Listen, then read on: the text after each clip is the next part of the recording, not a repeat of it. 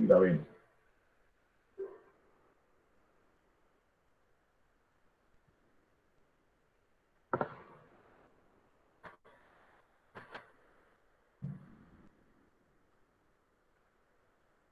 ¿Están viendo mi pantalla? Sí, ingeniero, estamos viendo la presentación de PowerPoint. Ah, ok. Muchas gracias. Bueno, entonces continúa. Esto ha avanzado mucho, pero siempre a última hora se presentan inconvenientes con estos medios digitales. Espero que esta vez no vayamos a tenerlos. Entonces, de nuevo, los saludo, les agradezco por invitarnos a participar en este evento de formación de ingenieros, especialmente de residentes de obra. Alcancé a escuchar unos minutos de la presentación previa. En este caso, pues voy a hablarles, y como se dieron cuenta, mi experiencia profesional ya, por fortuna, del orden de más de 30 años ha sido especialmente en el área de los fluidos, las tuberías de acueducto, de alcantarillado, como están viendo ustedes en esta imagen. Voy a poder pasar a modo presentación. Entonces, les voy a hablar de los controles, y realmente los ingenieros, yo fui en primeros años, y lo recuerdo muy gratamente, fui residente de obras, especialmente en obras de fluidos, de acueducto, de alcantarillado, de instalaciones hidrosanitarias. También desempeñé en obras de urbanismo, pero realmente toda mi vida profesional ha estado especialmente con tuberías. Eh, para empezar, las tuberías y en general todas, cuando quedan bien hechas, cuando quedan bien instaladas en la obra, la verdad que nadie se acuerda de ellas. Muy pocas personas, solamente porque ellas van embebidas en el concreto, van enterradas, van ocultas en los muros, van sobre los cielos rasos y nadie las ve. Uno abre un grifo y sabe que ahí sale agua, o pulsa un interruptor eléctrico y se enciende la luz o se prende el equipo eléctrico, pero el agua que salió por ese grifo viene por un tubo. El cable que lleva la tensión eléctrica a la luminaria pues va por un tubo, o cuando uno evacúa las aguas residuales o las aguas lluvias, pues ellas salen por un tubo, pero uno no los ve.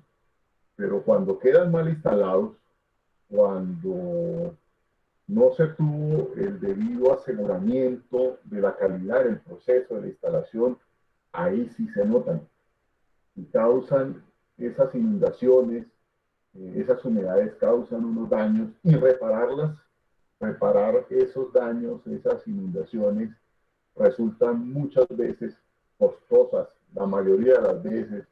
Entonces, el mensaje es, así como escuché al ingeniero de la conferencia previa hablar de la Ingeniero, disculpe que lo interrumpa. Los estudiantes escriben por el chat que se escucha un poquito bajo su tono de voz. Entonces, no sé si tiene algunos audífonos que le mejoren el tono. Y voy a ponerme los audífonos. Si yo no veo Gracias. eso, por favor me confirman si mejora.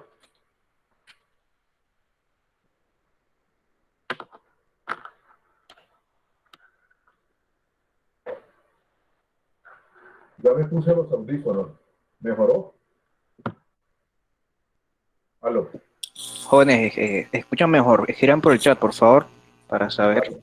Aló. ¿Me están escuchando mejor? Aló. Sí, están diciendo que mejora. Bueno, ok. Adelante. Voy a tratar de elevar mi tono de voz también. Bueno, entonces les decía, cuando uno, en las instalaciones hidrosanitarias, llámese acueducto, alcantarillado, redes contra incendio, quedan bien hechas, nadie las ve, nadie las nota, se dan por hecho de que están ahí, pero cuando no quedan debidamente instaladas, cuando quedan con fugas, todo el mundo se acuerda de ellas, y repararlas resulta generalmente muy costoso. Así que hoy les voy a hablar de eso. Son muchas las tuberías. voy a empezar hablándoles de el control en las obras, obviamente de las tuberías flexibles, porque nosotros producimos, como ven ustedes en estas imágenes, tuberías flexibles para alcantarillado, flexibles, ahora les explico la razón de por qué flexibles, eh, también tuberías flexibles para acueductos, para redes de incendio. Entonces, empecemos. Voy a hablar de muchas normas. Algunas de las normas pues no son aplicables en Barranquilla o en la costa atlántica, como son las normas de la empresa de acueducto y alcantarillado de Bogotá, pero son unas normas de referencia que van a ser muy útiles. La verdad que la empresa de alcantarillado y acueducto de Bogotá, por el tamaño de ciudades donde opera, pues la ciudad más grande del país, alrededor de 8 millones de habitantes, aunque algunos dicen que ya somos más los que vivimos en Bogotá. Eh, es una muy buena referencia. Aquí el aseguramiento de la calidad en las obras de alcantarillado de acueducto es muy exigente. Así que si se toman de referencia y las aplico en otra ciudad, en otra región, incluso en otro país, van a ser, la instalación va a quedar bien hecha. Los manuales técnicos de los fabricantes, es importante y que ustedes sepan, los fabricantes tenemos la obligación de mantener unos manuales actualizados en donde además de las características del producto mismo, están también las recomendaciones de cómo asegurar la calidad en la instalación. Porque los productos, en el caso nuestro, los que fabricamos, pues están de acuerdo a unas normas técnicas de calidad y cuentan con unos certificados y con test de calidad. Pero ese es el producto como tal, el tubo. Pero la instalación tiene ya de por sí unas actividades en el desarrollo de la misma que pueden afectar el producto y si no se hacen los ensayos o los procedimientos de prueba que les voy a tratar de explicar en esta charla, pues pueden haber problemas, como ya les dije. Y otras normas antecedentes o de referencia como son normas ASTM o normas ISO. Bueno, voy a empezar, insisto, estas son normas de referencia, pero no aplican para Barranquilla, como le digo, no son, pero no aplican, me refiero a que no son obligatorias allá. Pero sí, si yo sigo estos lineamientos, voy a asegurar que el alcantarillado que yo haga en Barranquilla, en este caso, va a quedar bien hecho. O en Riohacha, o en Montería, o en Bucaramanga. Entonces, voy a hablarles de control en obras, de tuberías flexibles, en tuberías de alcantarillado. La alineación y los niveles. Esta norma de la Acueducto de Bogotá establece que se debe verificar es la alineación, las tuberías de alcantarillado entre cámaras de inspección o entre manjoles, como algunos le llaman, realmente son cámaras de inspección, deben estar alineadas, no pueden tener curvaturas y deben tener una pendiente homogénea y eso hay que revisarlo en el 100% de los tramos. La infiltración, es decir, que no haya salida, esta y esta otra están muy relacionadas, más bien, o entrada de aguas subterráneas al interior de las tuberías. En el caso, conozco Barranquilla, está haciendo una instalación por allá en el sector de Barranquillita, que está muy cercano al río, que el nivel freático es alto, y si me está entrando agua del suelo al sistema alcantarillado por las juntas, por las paredes del tubo, eso no debería ser. Hay que verificar también el 100% de los tramos. Y la estanqueidad, que está muy relacionada con esta otra condición, la norma dice que se debe revisar a no menos del 10% de los tramos. Y hay unos procedimientos que les voy a decir. Y lo otro es el comportamiento estructural de las tuberías, porque una tubería instalada a 2 metros, a 3, a 20 metros, tenemos ejemplos de tuberías flexibles de alcantarillado, en nuestro caso, tuberías que se han instalado a 20, 25 metros, el comportamiento estructural se debe verificar y aquí dice que se debe verificar al 100% de los tramos.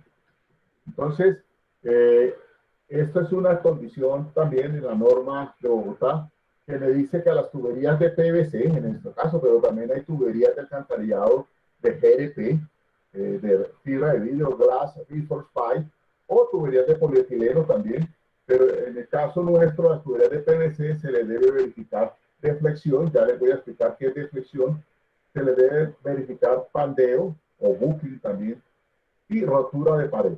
Pero digamos que si yo controlo deflexión y la deflexión está dentro de los rangos permitidos, entre los rangos permitidos, que son unos rangos máximos, pues no voy a tener problemas de pandeo y no voy a tener problemas de rotura de pared. Así que la variable reina a controlar en las tuberías flexibles es la deflexión. Aquí, esto que les estoy mostrando en estas imágenes son unas pruebas de laboratorio. Unas pruebas de laboratorio para verificar precisamente una variable de las tuberías que se llama la rigidez. La rigidez, con la rigidez de las tuberías, estoy hablando de tuberías flexibles y ahora empiezo a hablar de rigidez. Sí, rigidez es el esfuerzo que habría que hacerle a la tubería flexible para lograr en ella una deflexión del 5%. Eso se convierte en un esfuerzo porque es una fuerza, como vemos aquí, aplicada sobre un área. Entonces, la rigidez, uno puede hablar de libras por pulgada cuadrada o PSI o kilonewton por metro cuadrado o en kilopascales o generalmente son o en pascales, esas son las unidades. Pero cuando hablo de deflexión ya me refiero al control, el cambio de la sección circular de la tubería, no como está aquí, esto es una prueba destructiva que se hace en el laboratorio para verificar varias condiciones de la tubería, pero en la obra, la tubería, debido a las cargas a las cuales se somete, ¿cuáles serían las cargas? Un tubo de alcantarillado que está enterrado en la avenida, en La Guerrera, allá en Barranquilla, pues la carga son la columna de suelo que está sobre la clave del tubo, ¿cierto? Ahora vemos unas imágenes. Esa se llama carga muerta. Hay unas ecuaciones, la ecuación, la teoría de Marston, están las ecuaciones de la literatura técnica, uno sabe cuántos kilogramos por metro cuadrado va a aplicársele sobre esa tubería. Y las cargas vivas, el paso del camión. Entonces, el resultante de la sumatoria de esas cargas sobre la tubería no deben causar una deformación en su diámetro. De más, en el caso de las tuberías de PVC, de más del 7.5%, y en el caso de las tuberías de GRP, de no más del 5%. ¿Cierto? Uno calcula esta, y hay que prever eso. ¿Cómo lo prevé uno? Voy a adelantarme. Mediante esta ecuación. Esta ecuación que está acá está en el RAS. A propósito, bueno, ustedes son ingenieros. Aquí está, omití hablar del RAS, del Reglamento de Agua Potable y Saneamiento Básico, que es la resolución 0330 del 2017. Esta resolución es obligatoria para todo el país. Ahí se establecen los requerimientos para el diseño, construcción, mantenimiento de los sistemas de alcantarillado, de acueducto y también de residuos domiciliarios. Como ya les dije, estas normas del acueducto de Bogotá, que en este caso son unas normas referentes, pero que aplicarían allá los requisitos que se siguen para Bogotá, porque los suelos de Bogotá son suelos muy blandos. La verdad que son los suelos agrícolas, pero ya hoy están pavimentados. Vivimos acá 8 millones de habitantes. Entonces, son unos suelos que exigen un muy buen aseguramiento de calidad para asegurar que las tuberías tengan la vida útil, que no debe ser menos, según el RAS, de 25 años, ¿cierto? Y en el RAS también está el título G, que habla de los aspectos del componente geotécnico, que en ese título G de gato, es donde se establecen estos requisitos de comportamiento estructural. Me devuelvo esta ecuación acá.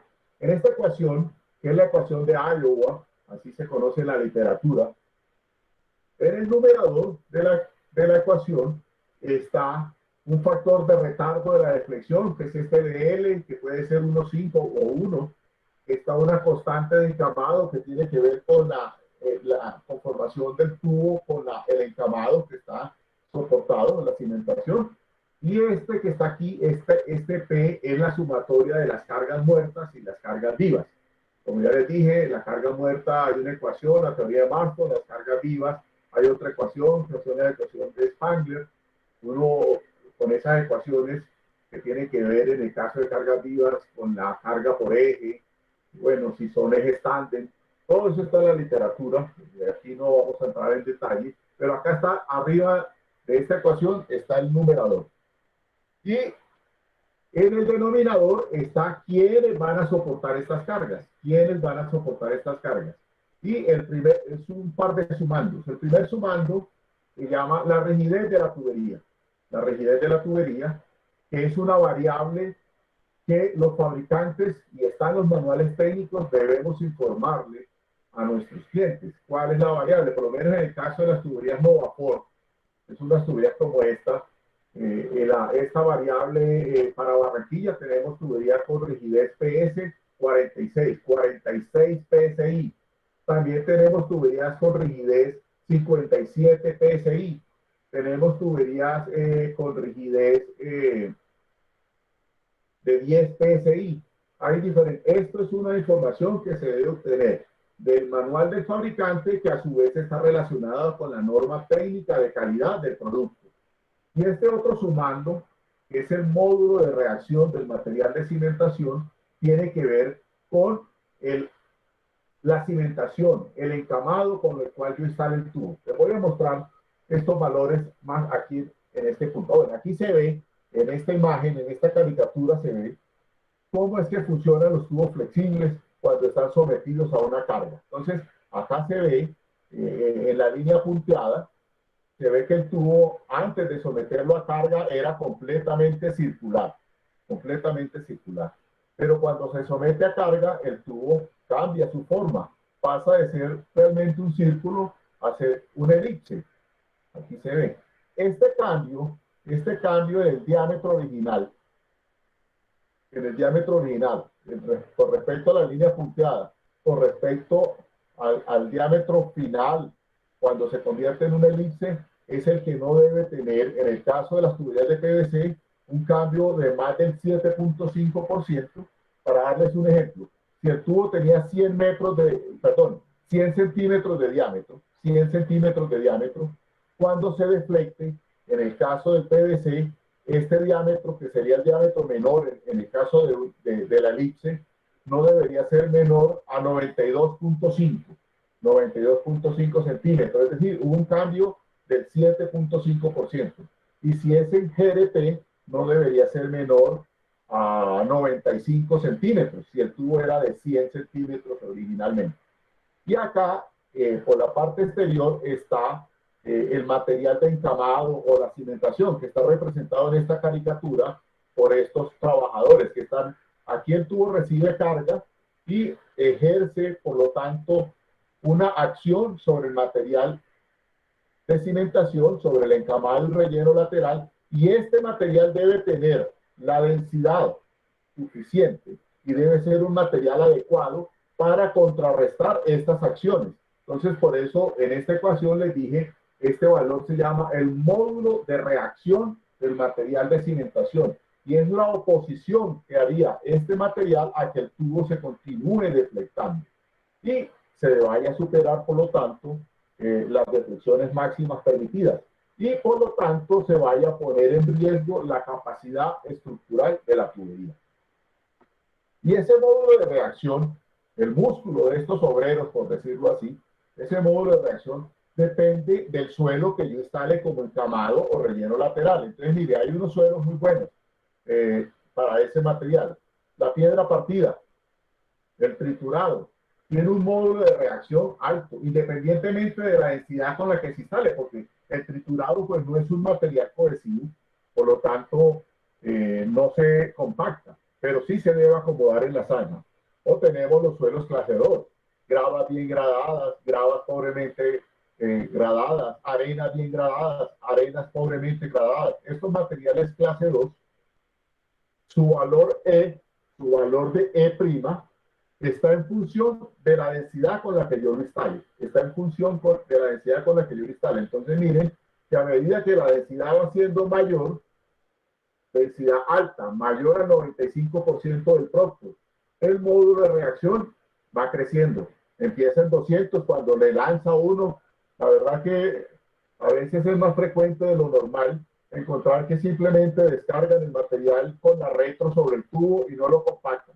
Ese módulo va a ser muy bajo, 200.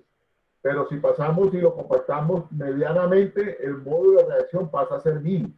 Pero si ya lo compactamos moderadamente, entre el 85 y el 95% del producto, pasa a ser 2000. Y si ya lo compactamos por encima del 95% del costo, pasa a ser 3.000.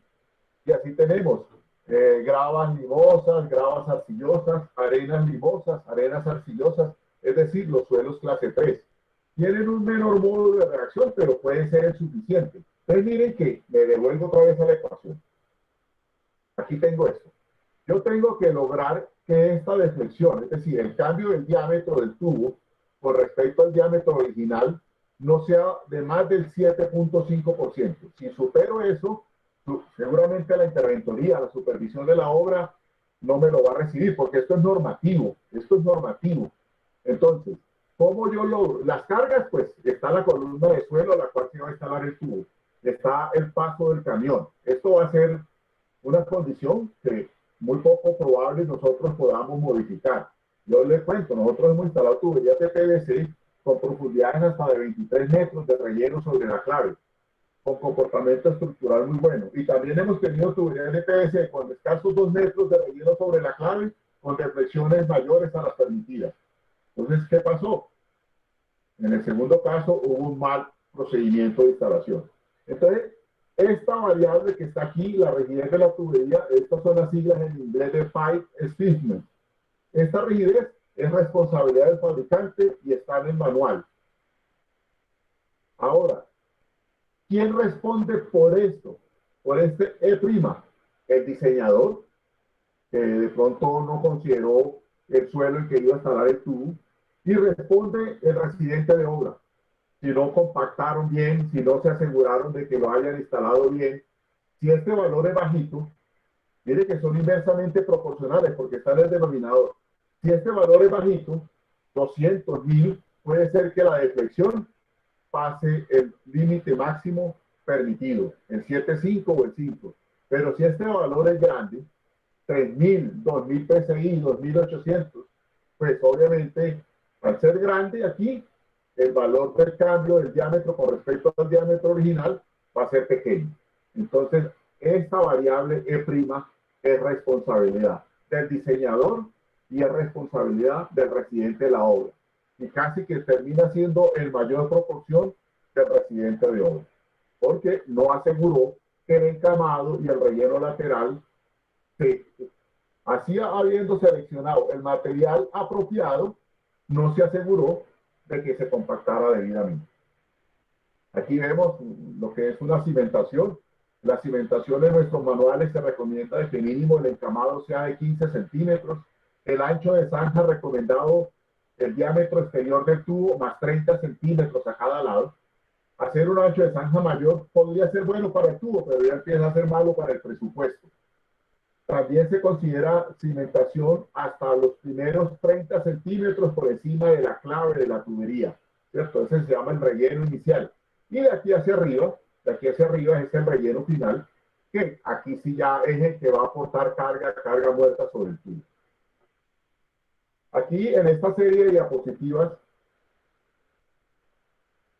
van a ver cómo este tubo, esto es una simulación, miren que la arena que está usando, el material no tiene que ser siempre arena. Aquí se ve que esto está instrumentado, pero aquí se ve que el material que se utiliza está con vacíos, ¿cierto? No está compactado debidamente. Empezamos a aplicarle carga al tubo y van a ver cómo él empieza a deflectarse hasta que llega un momento en que ya no se deflecta más. Miren cómo se va densificando, esos vacíos ya se van cerrando. Pero ya llega un momento, miren ya aquí cómo se logró esa compactación tan buena del material de encamado, relleno inicial, que ya no se ven vacíos. Aquí queda esto. Pero ya el tubo llega un momento, debido a que esto está tan bien compactado, y el encamado también está también compactado. Obviamente, el encamado se compacta antes de que yo haya instalado el tubo, porque no habrá forma de compactarlo después de instalado el tubo. Antes de haber instalado el tubo, compacto. Entonces ya el tubo, aquí se ve que está instrumentado, el tubo ya no se va a deflectar más. Si las deflexiones superan lo máximo permitido, y yo ya tengo un tubo a 7 metros de profundidad instalado, y la interventoría va y me mide la deflexión, y supera el 7.5%, la única forma de corregir es volver a excavar, sacar los 7 metros de relleno que se tienen sobre el tubo y volver a compactar acá. Y eso significa un retrabajo y seguramente va a afectar de forma muy seria el presupuesto. Entonces, realmente lo que se recomienda es que el encamado, el relleno lateral y el relleno inicial se compacte bien. Obviamente se use material adecuado para la cimentación que el ingeniero que hizo el diseño del alcantarillado estableció. Eso es una variable. Los diseños de los alcantarillados no solamente es poner el diámetro del tubo y una pendiente, también el diseño del alcantarillado implica cuál es el material apropiado que se debe poner para el encamado, para este material, tanto encamado, relleno inicial, relleno lateral y relleno inicial. Eso es parte del diseño, porque si no, no tiene sentido poner un tubo que va a probablemente colapsar y porque las cargas exceden su rigidez y el módulo de reacción del material de cimentación. Ya hoy las empresas de servicio público exigen esto. Entonces, lo más importante, obviamente, el material de la tubería, claro, el fabricante responde con su rigidez. La profundidad es una variable que hay que considerar, pero la instalación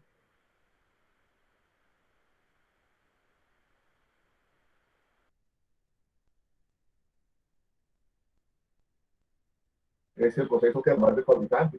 También hay que considerar el módulo de reacción del material de cimentación. Aquí se ve este servidor compactando a los lados de una zanja en donde se instaló una tubería. Hay que considerar el suelo nativo. Hay que, suelos, este es un ejemplo del suelo típico de Bogotá, un suelo de muy poca consistencia, pero suelos como estos también conozco en Barranquilla, especialmente en las zonas cercanas al río, son unos suelos de muy baja capacidad portante.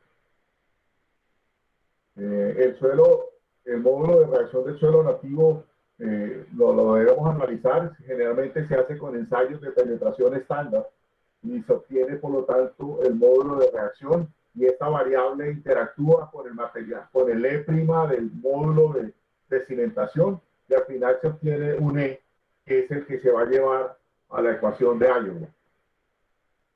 Ahora vamos a ir a los controles de obra. Aquí se ve una fotografía de una tubería de PVC. Esto que ven acá es un pedraplén que se utilizó para proteger el relleno que había ahí, no, porque se ve que es grande, son sobre tamaños, pero realmente es para evitar que la lluvia, porque no sé si alcanzan a apreciar, aquí hay agua, pues es una condición. Generalmente uno abre las excavaciones para instalar el alcantarillado y son esa es la ley de Charles. Ahí cuando empieza a hacer unas excavaciones empiezan las lluvias y ahí empiezan los problemas. Aquí de nuevo se ve la zanja inundada, es un hecho bastante frecuente, hay que tener un buen control del agua en las zanjas. De pronto, si no hay pendiente, pues utilizar bombas y unos pozos de achique. ¿Qué pasa cuando no hay, los alcantarillados no son herméticos? Es otra variable que hay que verificar. Hay que verificar, ya les dije, control topográfico de alineamiento, impermeabilidad de los colectores, deflexiones, todo eso está en el RAS, título G del RAS, título D del RAS, título G del RAS, controles de los materiales y densidades de compactación. El control de topografía y alineamiento, yo creo que en alcantarillados esto lo hacemos muy bien, a pesar de que algunas veces se encuentra uno con tubos de alcantarillado con pendientes y la mitad del tramo con una pendiente y la otra mitad con otra. Eso no es permitido. El sistema alcantarillado entre cámaras de inspección o entre manjoles debe tener una pendiente única. Aquí quería llegar a esta fotografía rápidamente.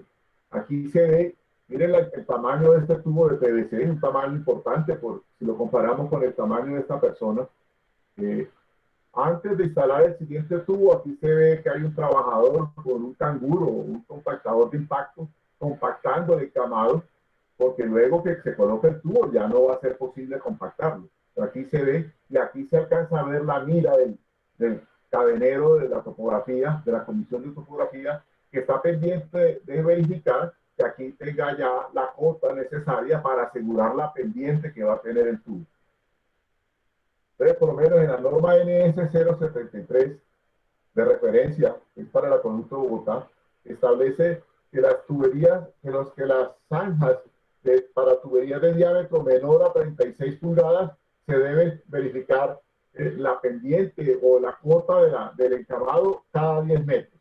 Y para tubos mayores a 36 pulgadas se debe verificar tubo a tubo, como lo estamos haciendo acá, tubo a tubo.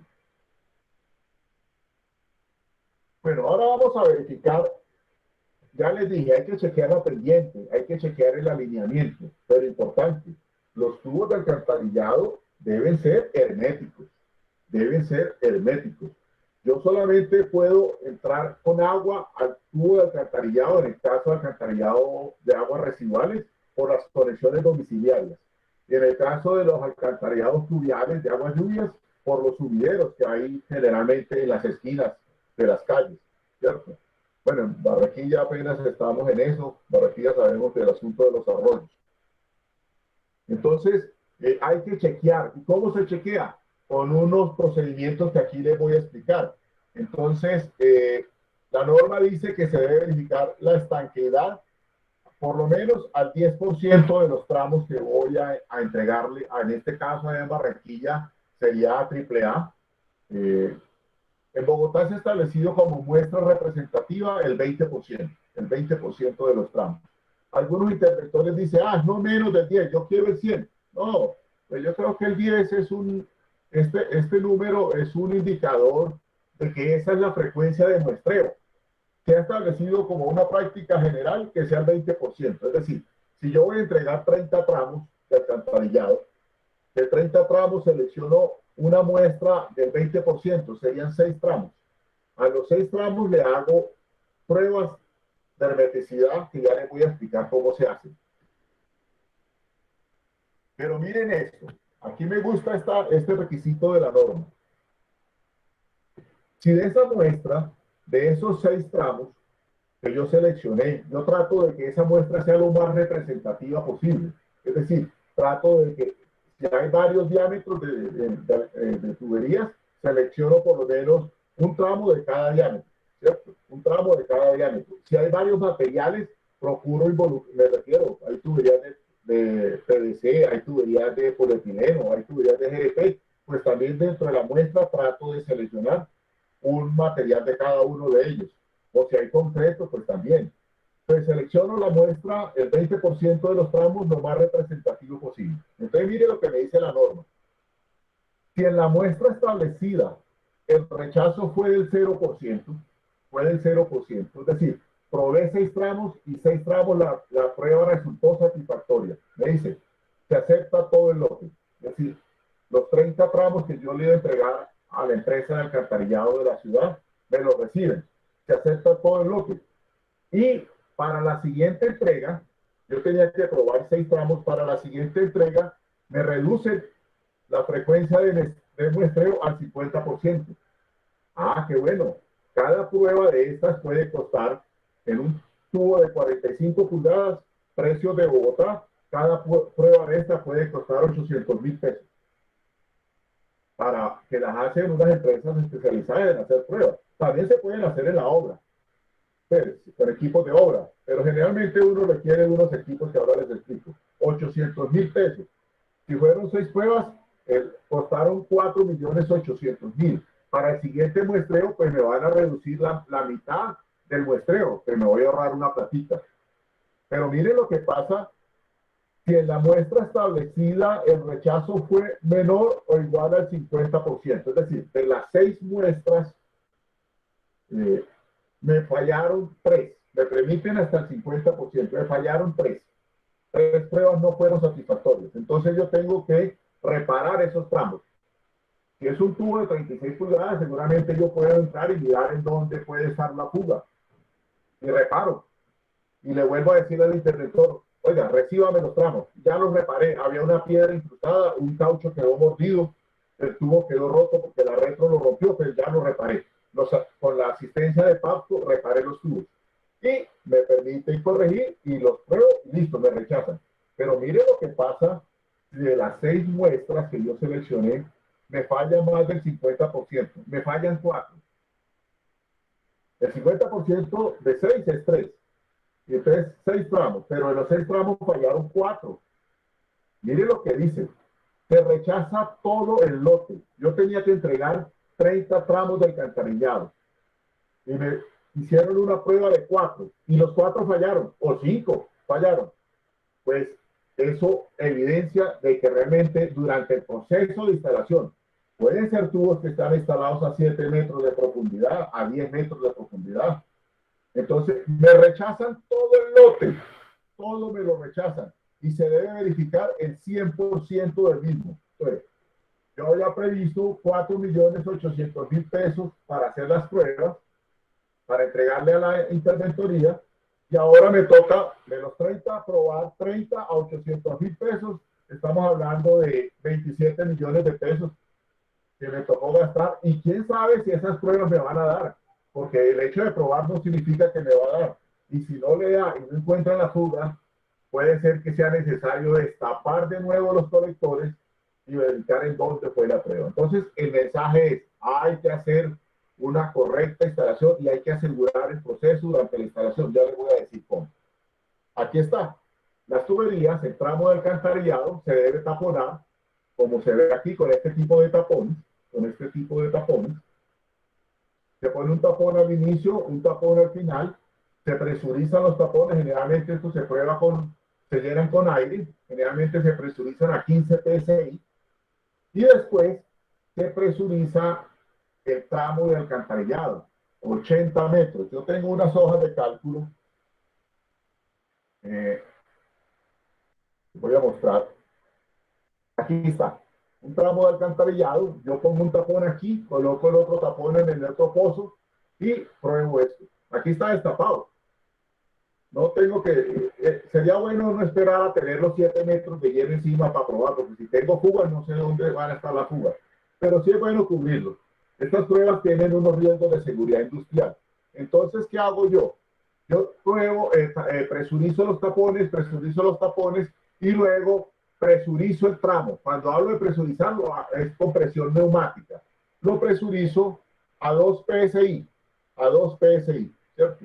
Es una prueba baja de presión, de aire, ¿cierto? Y generalmente yo tengo que calcular cuánto tiempo esa presión puede descender, desde 2 psi a 1 psi, Y voy a hacer un cálculo acá, muy rápido, para que eso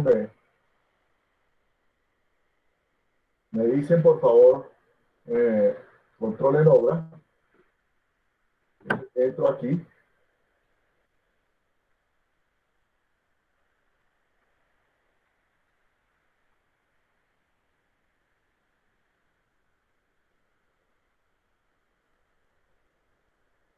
¿Me está viendo la hoja Excel? ¿Me confirma, por favor? Sí, señor. Ok. Sí, señor. Yo tengo aquí el tramo, voy a inventarme cualquier cosa, de 1 a 2. El diámetro del tramo voy a poner los 36 pulgadas que les decía ahora rato. Toda esta información está en nuestra página web. La longitud del tramo, voy a poner un tramo alcantarillado 90 metros. Y acá me da esta información. Me dice que este tramo de alcantarillado de 90 metros de longitud, de 36 pulgadas de diámetro, el tiempo permitido para que esa presión neumática de 2 psi me baje 1 psi, mire, tiempo permitido para 1 psi de pérdida, ¿cierto? Es de 2 horas 31 minutos. Es decir, yo cojo ese tramo de alcantarillado, lo presurizo a una presión neumática de 2 psi y espero a que la presión disminuya a 1 psi. Ese tiempo de disminución de 1 psi, para este caso hipotético acá, debe tomar por lo menos 2 horas 31 minutos. Si a los 90 minutos, es decir, 151, si a los 90 minutos ya la presión que estaba en 2 pasó a ser 0, es una prueba fallida. Es una prueba fallida. O se demoró 2 horas 15 minutos, es una prueba fallida. Pero si se me demoró 2 horas 40 minutos, es una prueba satisfactoria. Es decir, el tramo de alcantarillado es hermético. Ustedes se estarán preguntando, ¿y por qué se desciende la presión en 1 psi? Recuerden que esta es una prueba con aire, ¿no? Esta es una prueba con aire. El aire, cuando yo lo tomo, y más si lo tomo en Barranquilla a las 12 del día, a 38 grados centígrados de temperatura, ese aire está caliente. Yo lo cojo con el compresor, lo inyecto dentro de la tubería, y allá abajo, a 2 metros, ese aire pierde temperatura. Y la ecuación general de los gases establece eso. PV igual a nRT. La presión neumática está directamente relacionada con la temperatura.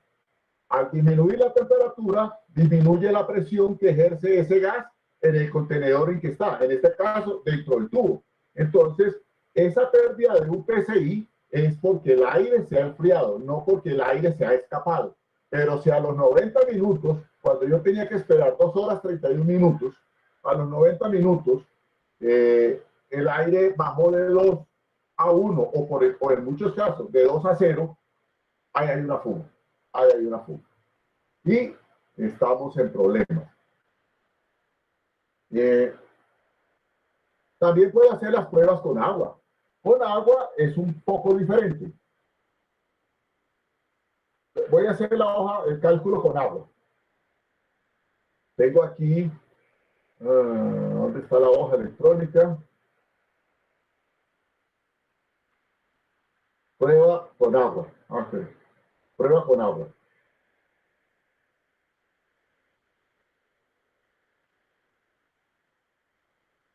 Aquí tengo la hoja también, de 1 a 2, el diámetro 36 pulgadas.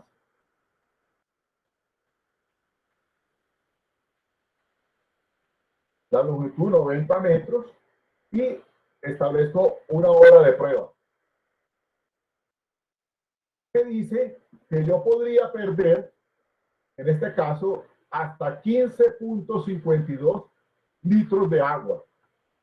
Miren, este tubo de 90 metros de longitud, en 36 pulgadas, para llenarlo de agua, me puedo equivocar, pero no son menos de 15 metros cúbicos de agua lo que se requiere para llenar ese tubo. 15 metros cúbicos, estamos hablando de 15.000 litros. 15.000 litros. Y aquí me dice que puedo perder 15 litros. Si yo hago la diferencia, digo, la proporción, 15 litros dividido 15.000, me da 1 por 10 a la menos 3.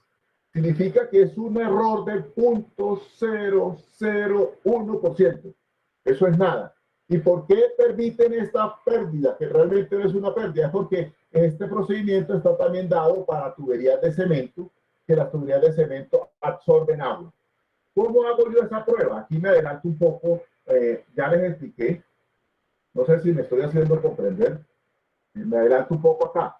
Yo tengo que llenar el tramo de agua aquí y generar una columna de agua, como la ven acá con este tubo, una columna de agua de 30 centímetros o 60 centímetros. 60 centímetros. Aquí se ve, aquí alcanzan a ver la lámina de agua.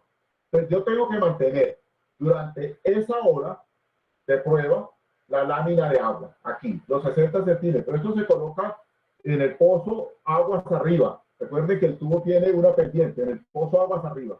Entonces, si yo tengo que adicionar durante esa hora más de 15 litros, como lo acabo de calcular ahí, más de 15 litros, para mantener este nivel de agua, entonces significa que la prueba es fallida. Pero si durante la hora yo no adicioné ni un solo litro, o por el contrario, adicioné 4 litros, 5 litros, yo tenía permitido hasta 15 litros para perder. Recuerden que es 1 por 10 a la menos 3 con respecto al volumen de agua que ese tramo está lleno, pues que está la capacidad en agua de ese tramo. No es nada. Pero si me tocó adicionar 50 litros para mantener esta columna de agua aquí, 30 litros, se considera una prueba fallida. Esta es la ecuación con la que se hace esos cálculos. Aquí quería llamar la atención de esto. Una vez tuve una discusión con un interventor, un cliente nuestro, estaba haciendo una instalación de alcantarillado y sabíamos que las condiciones de instalación de esas tuberías estaban por debajo del nivel freático. por debajo del nivel freático, es decir, había agua en el terreno. Entonces, dice, para todos los casos, si el nivel freático en el momento de la realización de la prueba es mayor a 0.03 bares, es decir, 0.3 metros de columna de agua, 30 centímetros. Me paso aquí.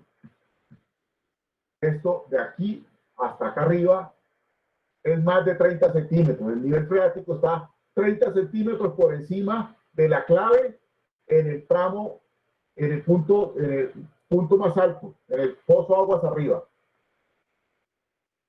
Tengo 30 centímetros. Medido sobre la clave de la tubería en el punto más alto del tramo de prueba.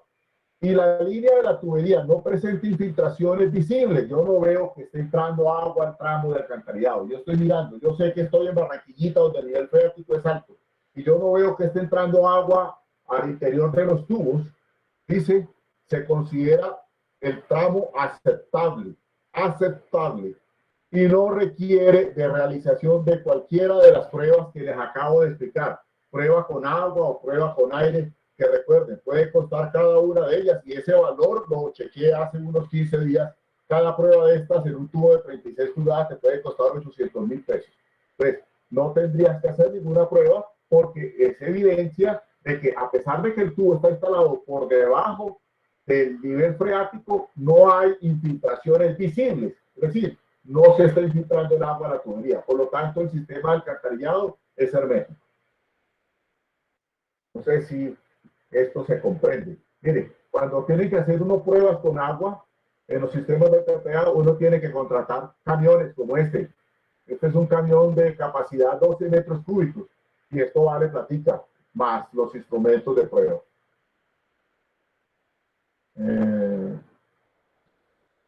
Aquí están, esto que está, son los resultados, son hojas como las que les acabo de mostrar ahora.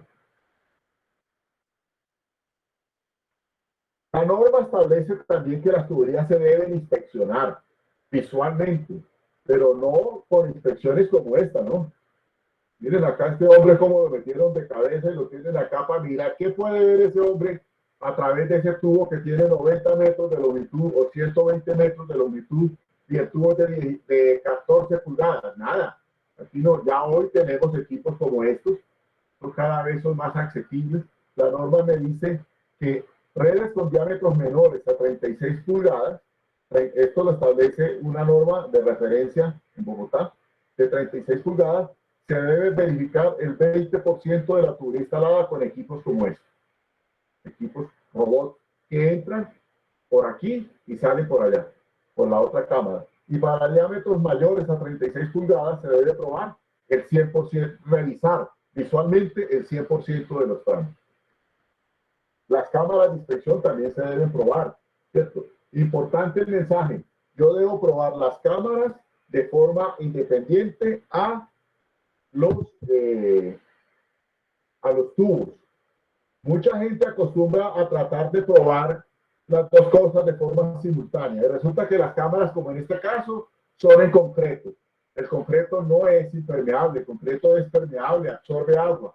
Y entonces, si hay, quedó una junta fría acá porque fundieron la base y no hicieron el sello entre la base y las paredes, se presenta una junta fría y se sale el agua, y aquí se alcanza a ver que el agua estaba aquí a este nivel y descendió. Entonces empiezan a pensar, ¿será la tubería o será la cámara? Entonces realmente hay que probar de forma independiente las cámaras de la tubería y viceversa, porque puede que la fuga no esté en la cámara y esté en la tubería, o viceversa. La tubería está bien y la cámara es la que está mal. La norma también hay criterios para probar las cámaras. También en eso, ya hay cámaras prefabricadas en PVC, en GRP, que son mucho más confiables y también deben ser herméticas. Este es un ejemplo de hace muchos años, un proyecto en Honduras, que se generó esta cárcava. Miren cómo tuvieron los bomberos, porque habían problemas en la hermeticidad del sistema de alcantarillado. Este es un ejemplo, la verdad que les decía, hay que verificar previo a la instalación de la tubería que el encamado, que mínimo debe tener 15 centímetros, debe estar en el material que el ingeniero de diseño del alcantarillado estableció que debe ser el material de cimentación. No siempre, se acostumbra mucho a utilizar arena, puede ser material proveniente de la misma excavación, pero lo que sea es que se compacte bien. Recuerden, de la compactación y de la clase de suelo que se instale aquí, depende el comportamiento estructural del tubo, así como de la rigidez del tubo mismo. La compactación es importante. Espero que este mensaje quede. Obviamente, para compactar, yo tengo que tener, yo he visto, hablé del ancho de zanja. El ancho de zanja debe ser por lo menos el diámetro exterior del tubo más 30 centímetros a cada lado para poder compactar. Muchas veces, por ahorrar unos pesos mal ahorrados, el tubo tiene 60 centímetros de diámetro exterior y hacen la zanja de 80, porque el balde de la retro es de 80. Entonces quedan 10 centímetros a cada lado del diámetro exterior del tubo.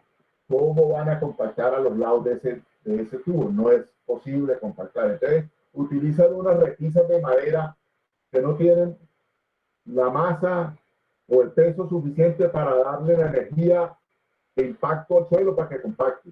Por lo tanto, cuando se completa el relleno sobre ese tubo, cuando se completa acá el relleno, ese tubo se deflecta, en el caso de PVC, más del 7.5%, y ya la interventoría no les va a recibir.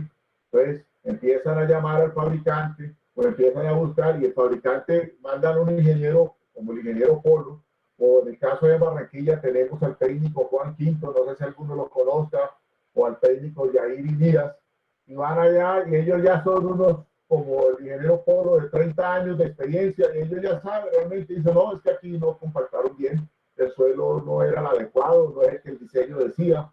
Y entonces no me responde el fabricante, mire, nosotros tenemos un compromiso de servicio, que dice, Patco le responde, pero responde realmente cuando tenemos que responder. Y la verdad que en la mayoría de las veces el asunto es que no hubo un debido proceso de aseguramiento de calidad durante la instalación. Bueno, no sé si haya preguntas en esta parte de alcantarillado. Entonces, el resumen es, hay que asegurar, qué pena que pase tan rápido.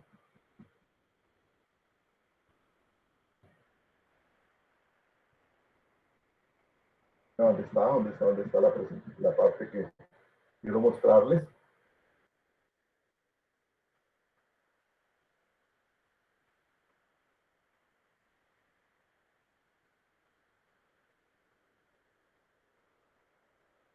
Aquí está. Hay que asegurar el alineamiento, el nivel. Hay que asegurar la impermeabilidad, ya les expliqué muy rápidamente cómo se hace, con aire o con agua, el control de deflexiones.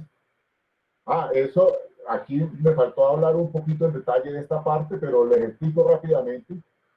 Y el control de los materiales, el control de los materiales. Con eso uno, mira, aquí las deflexiones se miden generalmente para diámetros mayores a 36 pulgadas, se entra al interior del tubo con unas reglas como esta y se mide el cambio del diámetro con respecto al diámetro original a 50 centímetros de la unión. Estos tubos generalmente, y los tubos flexibles, GRP, polietileno, PVC, son de 6 metros de largo, pueden ser de 12 también. Se mide a 50 centímetros de la unión, se mide en la mitad, es decir, a los 3 metros, en la mitad del tramo, y otra vez a los 50 centímetros de la otra unión. Se deben hacer por cada tubo mínimo 3 mediciones. Si los tubos son de menos de 36 pulgadas, como son ya tubos donde no se permite el ingreso de personas por seguridad industrial, pues ya hay equipos como les mostré. Nosotros tenemos unos equipos, pero eso ya se consiguen en el mercado. Equipos como estos que entran y miden con unos rayos láser cuál es la circularidad del tubo y te dan con extrema precisión cuáles son los diámetros del tubo y cuáles son los porcentajes de deflexión. Y si superan, ya les dije, si superan los límites que les establecí hace unos minutos, 7.5 en el caso de PVC y de polietileno, o 5 en el caso de GRP, hay que dar la explicación a la interventoría y corre uno el riesgo de que le digan, no le recibimos esa instalación. Bueno, esta parte, hablando de alcantarillado, voy a pasar breve al acueducto.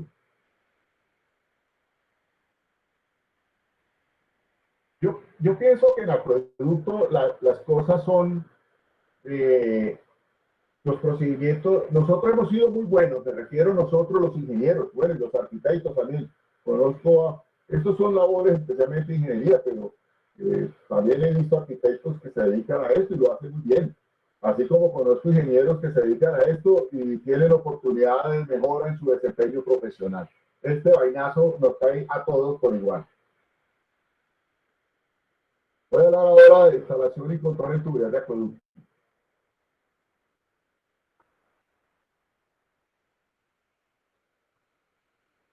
Bueno, entonces me voy acá. Esta imagen que ustedes ven ahí es unas tuberías de PVC de, no me acuerdo, como de 20 pulgadas, biaxial. No me acuerdo en qué proyectos son. De nuevo el RAS, Reglamento de Agua Potable y Saneamiento Básico, obligatorio, la resolución 0330 del 2017, normas de referencia del acueducto, una norma NTC, práctica normalizada para la instalación de subterránea de tubos termoplásticos de presión, la norma 4246 de desinfección de líneas principales para la conducción de agua. Aquí ya voy a conducir agua potable, ¿no? En el caso anterior yo no tenía que verificar si el tubo quedaba desinfectado porque era para llevar agua residual o agua lluvia. Aquí sí, al final de la instalación, la verdad que no es una práctica muy generalizada.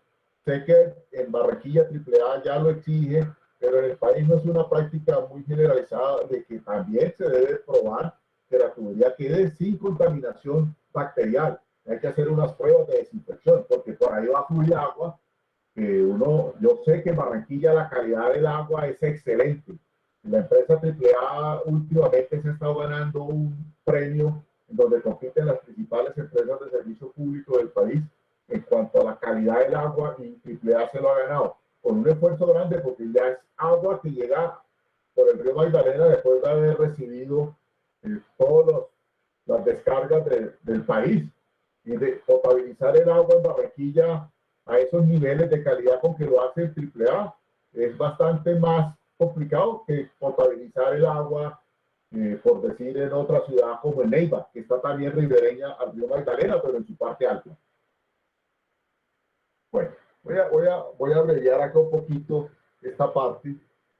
Esto, bueno, quiero contar de esto. Hay una norma que también aplica para el alcantarillado, que los ingenieros deben asegurarse, esto es obligatorio. Esta resolución 0501 del 2017, ustedes como residentes de obra, cuando vayan a comprar una tubería a un fabricante como nosotros, PAPCO, o cualquiera que sea, deben hacerle esta pregunta: oiga, ¿la tubería tiene la certificación de la resolución 0501 del Ministerio de Vivienda? Sí la tiene. Ah, bueno, por favor, me la envía por correo electrónico, porque es obligatorio yo asegurarme de que esa resolución se está cumpliendo. ¿Cuál es el objetivo de esa resolución en el caso de las tuberías de acueducto? El objetivo es asegurarse de que esos materiales con los que está hecho el tubo no van a deteriorar, no van a contaminar el agua potable. Es decir, que el agua, que el material es inerte en cuanto a la calidad del agua potable. Es decir, que del material no van a salir sustancias que puedan deteriorar la calidad del agua potable. Y es obligatorio, porque obviamente es agua para consumo humano, entonces se puede afectar la salud. Los ingenieros residentes, incluso esta resolución aplica para los tubos que se instalan al interior de las viviendas. El tubo de media, el tubo de 3/4 para el agua fría o para el agua caliente, si es del caso en un hotel en Barranquilla que lleva agua caliente. También sé que hay apartamentos allá en el sector de Buenavista que llevan agua caliente. Entonces hay que verificar eso. Y en el caso de alcantarillado, esta resolución 0501, que también aplica para el alcantarillado, verifica es que el material con el que está hecho el tubo no se corroe. Ojo con lo que estoy diciendo, no se corroe con las aguas residuales.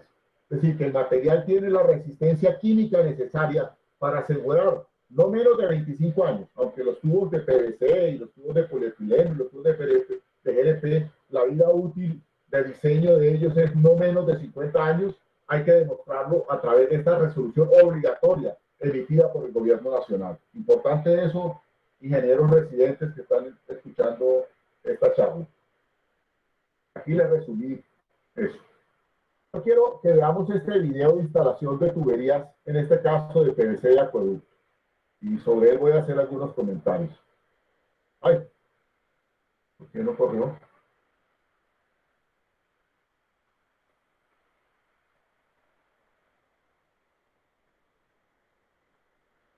¿Sí están viendo el video? Sí, ingeniero. Sí, señor.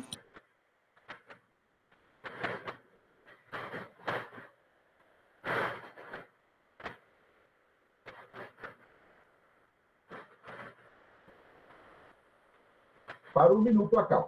Importante. Ahorita les voy a hablar también de tuberías de termofusión, que yo sé que en Barranquilla son las que más usan. Aunque también se está usando cada vez más el PVC, pero pues allá hay material que he pasado a acueducto, ¿no? Tengamos eso presente. El material que más se usa es polietileno. Importante, esta es una tubería campana por espigo.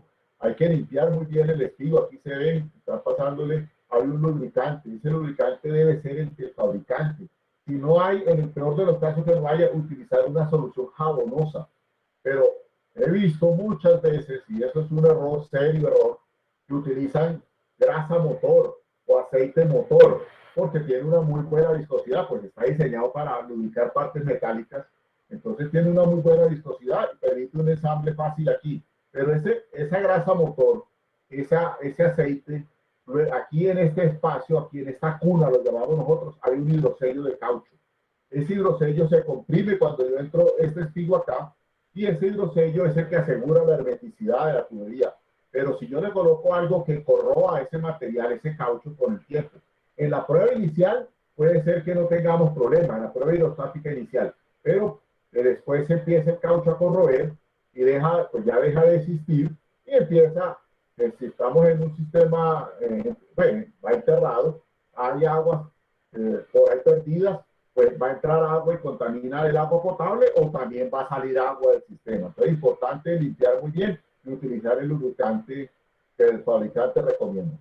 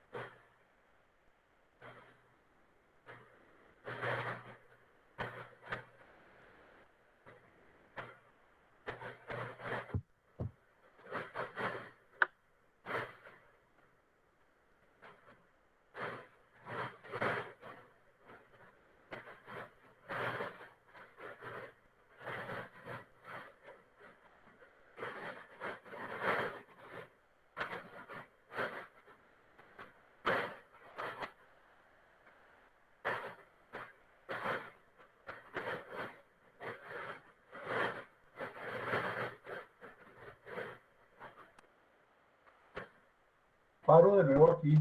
Miren que esta es una tubería de acueducto. En este caso es una tubería que en nuestro portafolio se llama biaxial. Se pueden hacer curvas con la misma tubería sin necesidad de accesorios. Pero lo que quiero mostrar aquí es que para el relleno sobre estas tuberías van a menos profundidad, obviamente son de acueducto. Para el relleno sobre ella puede utilizar el material proveniente de la excavación, no tiene que ser arena. Ya les había dicho eso cuando les hablé. El modelo matemático para calcular el comportamiento estructural de esas tuberías es con la misma ecuación que vimos ahora rato en el alcantarillado Iowa. Para que el acueducto no es muy verificable, no se utiliza mucho, por lo que las tuberías de acueducto pues van a muy poca profundidad. La norma dice que no deben ir a más de 1.20 metros. Por el contrario, un tubo alcantarillado, lo normal es que vaya por debajo de 2 metros. En casos En Barranquilla, por lo plano, hay casos muy profundas. En Bogotá igual. Bueno, entonces, material proveniente de la excavación puede ser usado, pero ahora viene lo que les decía en la conferencia anterior.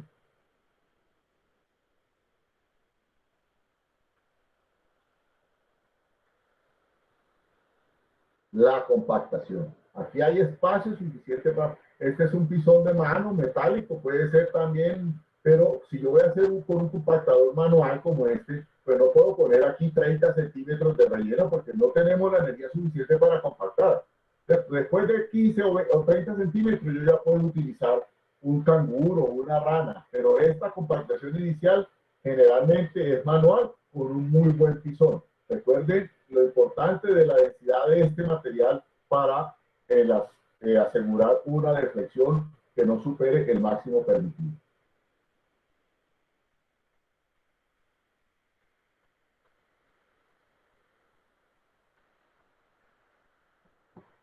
Bueno, ahora vamos a hablar de la termofusión, que es más común allá esto donde lo tengo, esto aquí no me va a dar el enlace.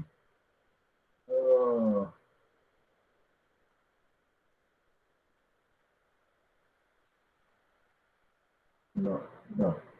Espere, me voy aquí. No, no lo tenía abierto.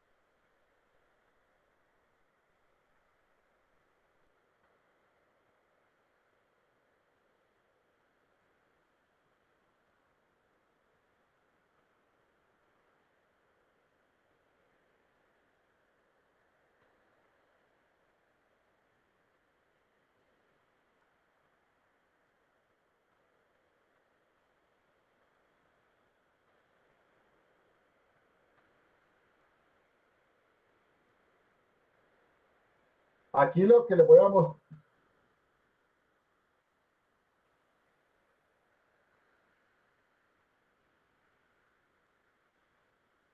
¿Qué están haciendo aquí?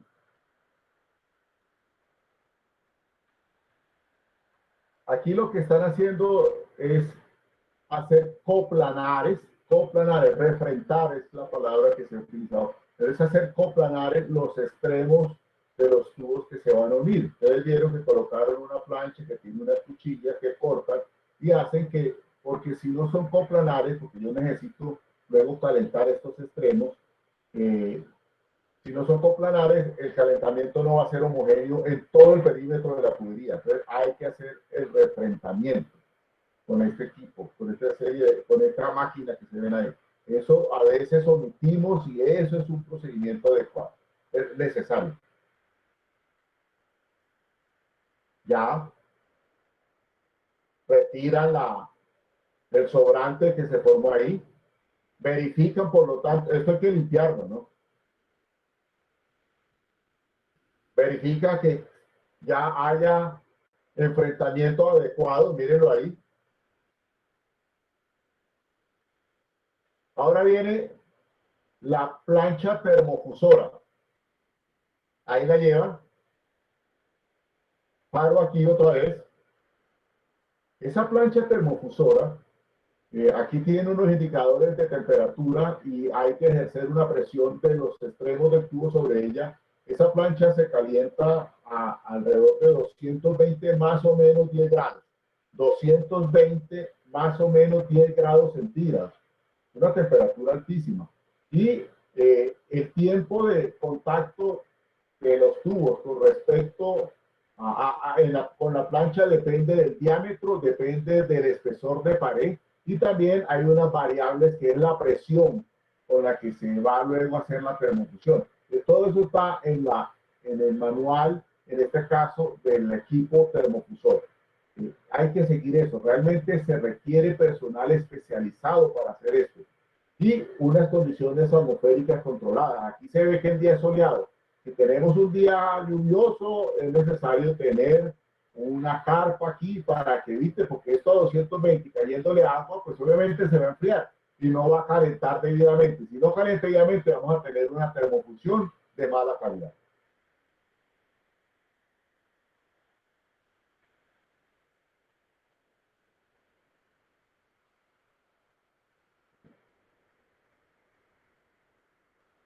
Ahí vemos el reborde que se forma.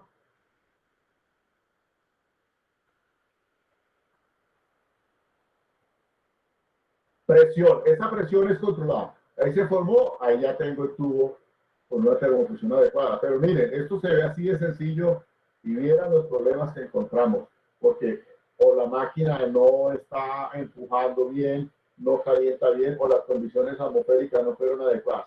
Y esta tubería luego toca hacerle prueba hidrostática, prueba de presión hidrostática, igual a la de producto. Veamos ahora una electrofusión, ya que estamos aquí en esta parte. Esta pareciera más sencilla. En estos momentos tenemos un reclamo de un cliente en una ciudad en donde se supone que debió haber chequeado bien y dañó. Y estos accesorios cuando se dañan son costosos. Son costosos. Aquí está marcando hasta dónde va a ser el ensamble. Ahora lo limpia, que en la otra operación no se vio. Aquí no va a ver que lo va a limpiar muy bien. Quita también esa superficie externa que generalmente está oxidada.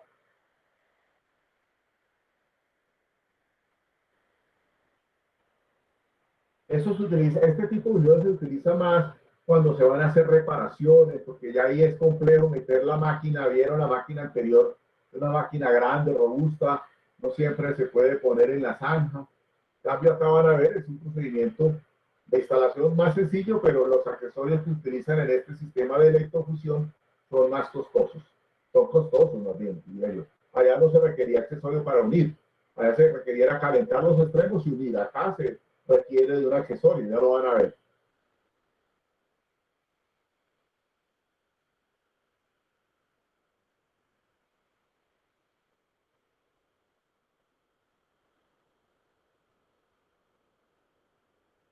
Lo limpia.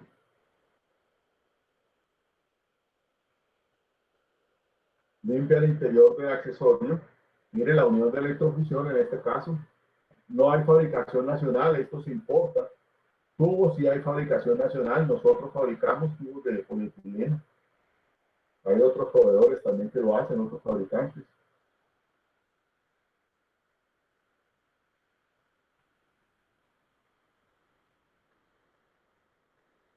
Ahora viene la máquina de electrofusión, conecta a los electrodos que aquí ven, se lee una información que está en un código de barras. Estas máquinas traen un escáner, funcionan de forma muy automática. Aquí se ven, aquí vienen.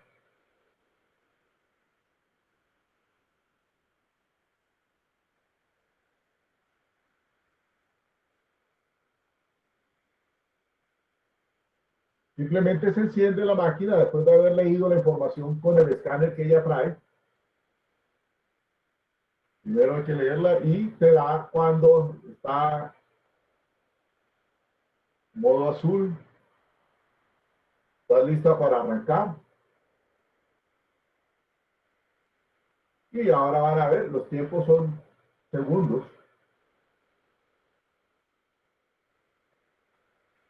Y acá hay unos testigos que también indican ya cuando se dio la electrofusión.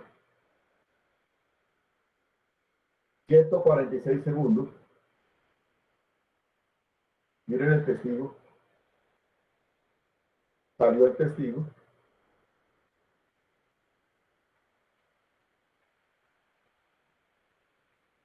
Y la soldadura fue completada. Tiempo 442 segundos. Remuevo el accesorio. Ya, ahí tenemos la instrucción. Se ve tan sencillo y en estos momentos hay un reclamo de un cliente en una ciudad no en la costa atlántica. Y resulta que no leyó el código de barras del accesorio, programó mal la máquina y deterioró unas test, eran unas test que son costosísimas, son italianas y no lo hizo bien. Bueno, sigamos con la presentación, me parece importante ver esto, tenemos que tener personal especializado para ello.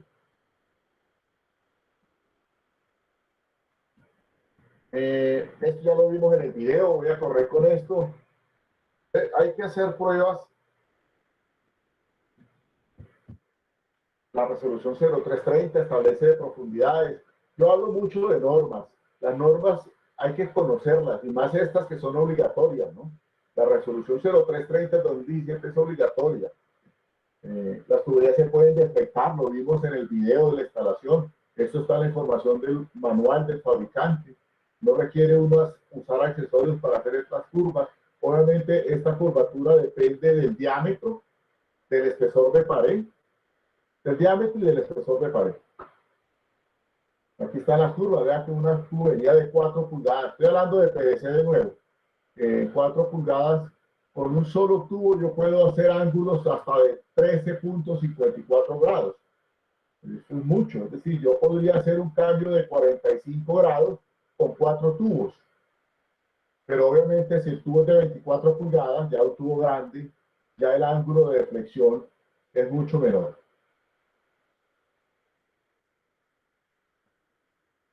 Las tuberías de PVC, y yo también extiendo esta recomendación al polietileno. Algunos fabricantes dicen que no es necesario, nosotros sí lo consideramos necesario. Si van a quedar expuestas al sol, se deben proteger. Como en este caso, con una pintura con base en aluminio, se ve que el tubo pareciera metálico, lo que pasa es que es una pintura con base en aluminio para que refleje los rayos del sol, o como en este caso, con una camisa metálica, ¿cierto? Que además de protegerla de los rayos del sol, también la protege de impactos. No habrá algún inquieto muchacho por ahí que quiera lanzarle una piedra, esta tubería está presurizada y una piedra puede superar y hacer fallar la tubería. Pero la razón aquí es la tubería que hay que protegerla del sol. No voy a hablar del transporte y almacenamiento, la verdad que les invito a que veamos las recomendaciones del fabricante. Esto ya lo vimos, las pruebas hidrostáticas. Voy a con esta diapositiva a hablarles. Mire, es una práctica más generalizada que lo que debía ser de probar las tuberías. Entonces miran la presión de trabajo que el tubo dice en el rótulo del tubo. Una tubería biaxial PR200, la presión de trabajo para la cual está diseñada es de 200 psi. Si yo trabajo una tubería a 200 psi, esa tubería debe durar por lo menos 50 años. No debería fallar por presión si trabajo a 200 psi máximo, ¿cierto? Entonces dice, es de 200 psi. Entonces la presión de prueba es 1.5 veces la presión de trabajo de la tubería. Pues la prueban a 300 psi. Bueno, la tubería puede soportar esa presión. Es una presión única, ¿cierto? Es una foto. La tubería tiene un factor de seguridad de 2. Es decir, esas tuberías, si yo digo que la presión de trabajo es de 200 psi, con ese factor de seguridad de 2, significa que ella tendría o podría fallar por encima de 400 psi. Pero, pero ella soporta. Sí, ella soporta. Pero realmente usted a esos 400 psi o a esos 300 psi diseñó los bloques de anclaje. Me refiero a esto. Voy a adelantarme un poco. A estos bloques de anclaje. A estos bloques de anclaje. Estos bloques de anclaje se diseñan para en el caso de las tuberías unión mecánica, no sería necesario en las tuberías termofusionadas o electrofusionadas o cementadas, pero las tuberías unión mecánica, como las que vimos en el video, en donde los cambios de dirección por efecto de la presión hidrostática y de la velocidad podría desacoplarse, porque así como se ensambló mecánicamente, podría desensamblarse mecánicamente, entonces hay que anclar los codos, hay que anclar las válvulas. Pero entonces este anclaje tiene una geometría que debe calcularse en función de la presión de trabajo del sistema, en función de la capacidad portante del suelo, ¿cierto? De la capacidad portante del suelo. Entonces, si la tubería va a trabajar a 150 psi, esa es la presión de trabajo de la red, que ya es alta. Generalmente no deben haber presiones de más de 70 metros columna de agua. 70 metros deben hacer como 110 psi. Bueno, no importa, 150 psi. Y este anclaje se dimensiona con la geometría para que soporte el empuje resultante. Pero le metemos 300 psi en la prueba por un error de interpretación, pues ese anclaje se va a poder mover, porque el suelo puede ser que no tenga la capacidad portante. La geometría con la que yo, porque aquí realmente lo que yo hago es cómo transmito ese esfuerzo, porque se va a convertir en un esfuerzo. Esa fuerza en el codo sobre el área, eso es un esfuerzo. Y el suelo no tiene esa capacidad, tiene un esfuerzo de soporte menor. Entonces, ese anclaje se puede mover. Y si se mueve, pues significa que el codo o la T o la válvula se movió. Y puede ser que ahí haya una fuga. Y lo que usted estaba tratando de evitar, lo está propiciando. Entonces la norma dice, por eso es para todas las tuberías. En el RAS, se dice que se debe probar a 1.5 veces la presión de trabajo del sistema. Entonces, si la tubería va a trabajar en una red de distribución a 70 metros con una de agua, que son más o menos 110 psi, entonces la presión de prueba sería 110 por 1.5. Sería, aquí voy a hacer la operación, 110 por 1.5, 165 psi. Eso es diferente a 300 psi. Y esa es la presión de prueba. ¿Por cuánto tiempo? Por el tiempo. Generalmente se establece 1 hora o 2 horas. Y obviamente cuando yo hago de 150 o 160, también tengo que haber hecho unos procedimientos para haber desaireado, haberle sacado el aire a las tuberías. Casi todos estos procedimientos son los mismos en normas como el acueducto de Bogotá, como en empresas municipales de Cali, como en el caso de AAA o en el caso de EPM en Medellín, ¿cierto? Entonces se prueba a 1.5 veces, casi todas son en eso mismo, aquí está, 1.5 veces la presión de trabajo, mírenlo aquí, PB es la presión de trabajo, 1.5 veces, ¿sí? Y el tiempo es alrededor de 1 hora.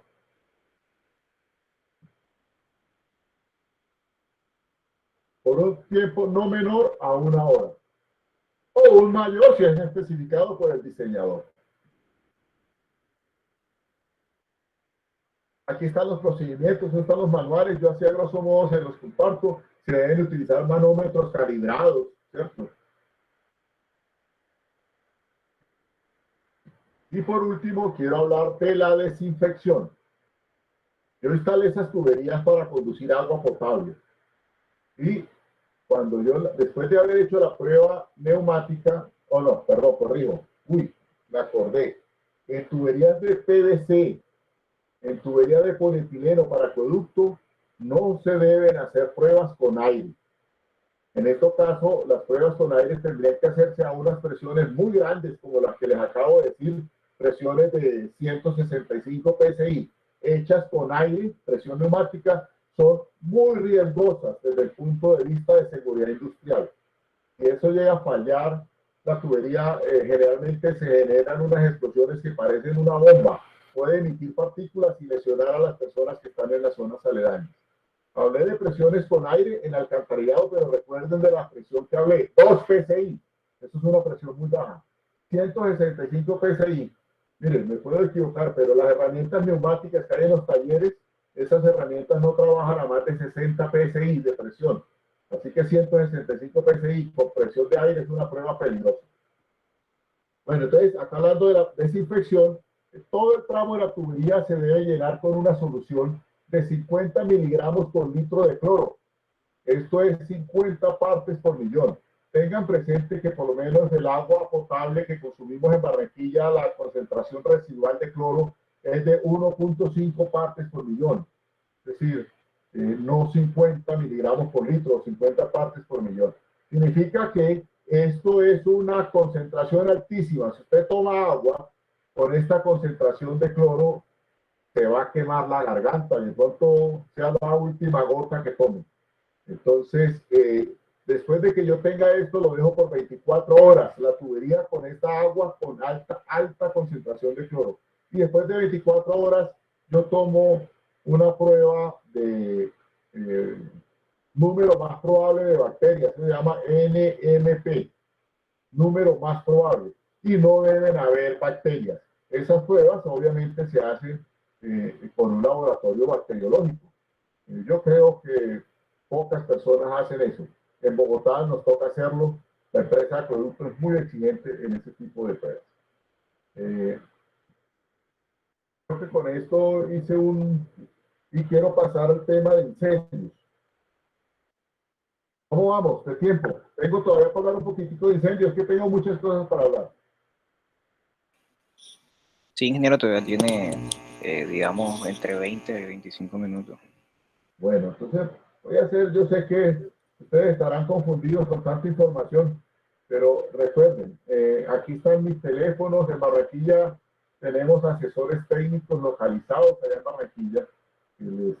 Esto que yo les cuento, ellos llevan, bueno, hay uno que lleva más años que yo, que ya es bastante, y hay otro que sí está muy joven, que seguramente los va a acompañar, si Dios quiere, por un resto de años como los que Joaquito y yo tenemos. Igual, quiero aprovechar, no he saludado a la ingeniera Adriana Ramírez, que es la asesora técnica comercial allá en Barranquilla. Con ella también se pueden contactar por si requieren cualquiera de nuestros servicios de asistencia técnica. Bueno, entonces voy a pasar aquí un tema que me interesa mucho. Es muy importante.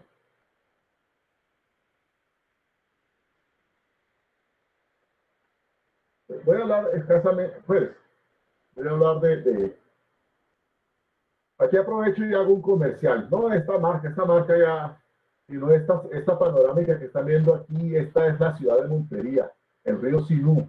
Allá, yo sé que ya Barranquilla en los últimos años le volvió a dar la cara al río, y espectacular el malecón, espectacular el malecón. Pero aquí, con el respeto que todos ustedes se merecen, en Montería ya lo teníamos. El malecón en Montería tiene el parque longitudinal más largo de Colombia. Está en Montería, está en el río Sinú. Pues yo ya perdí el acento, pero no voy a dejar de decirlo. Yo soy de Montería, y cuando llegue mi edad de retiro, para allá me voy a ir de nuevo. Este es el río Sinú. No más, no voy a hablar más de Montería, despreocúpense.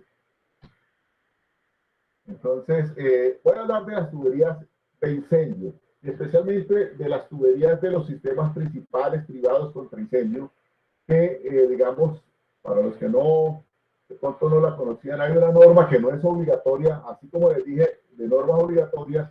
Esta norma, la NFPA 24, no es una norma obligatoria en el país aún. Yo creo que se va a convertir en obligatoria, obviamente rebautizándola como una norma NTC, pero es la norma que establece los requisitos para los sistemas privados contra incendios, que son esas tuberías que van entre las edificaciones, entre el tanque de agua de la reserva de incendio, y lleva el agua para el sistema de gabinetes o hidrantes o el sistema de rociadores, ¿cierto? Entonces, hoy yo escuché al ingeniero anterior hablar de la NSR, la norma sismoresistencia 2010, que ya la están actualizando, que establece los criterios para la sismoresistencia de las edificaciones. Pues en esta norma se hizo, en los títulos J de julio y K de kilo, se hizo obligatorio para todo el país que las edificaciones deben estar protegidas contra el riesgo de incendio. ¿Por qué en una norma de sismoresistencia se habla de incendio? Porque cuando hay un evento sísmico y el edificio se mueve, es muy probable que puedan fallar las redes eléctricas, las redes de gas, y generalmente, bueno, no, corrijo, generalmente no, con alguna probabilidad se puede presentar después del evento sísmico un incendio, porque se rompe la red de gas, se rompe la red eléctrica y se dan condiciones para que se presente un incendio. Entonces la idea es, si se llega a presentar un incendio, pues haya obviamente el sistema de protección contra incendio que evite la propagación, o por lo menos mantenga el fuego a raya mientras llegan los bomberos. Por eso es que la norma de sismoresistencia en la NSR 10 están los títulos J de julio y K de kilo, que establecen los requisitos obligatorios para los sistemas de protección contra incendio en las edificaciones. Pero para llevar el agua a las edificaciones se tienen que tener tuberías especializadas dentro del conjunto residencial, dentro del hotel, para llevar el agua a los rociadores, como en este caso, o a los gabinetes. Entonces, estas son tuberías que nosotros en nuestro portafolio las tenemos, que son las tuberías, me devuelvo un poco acá,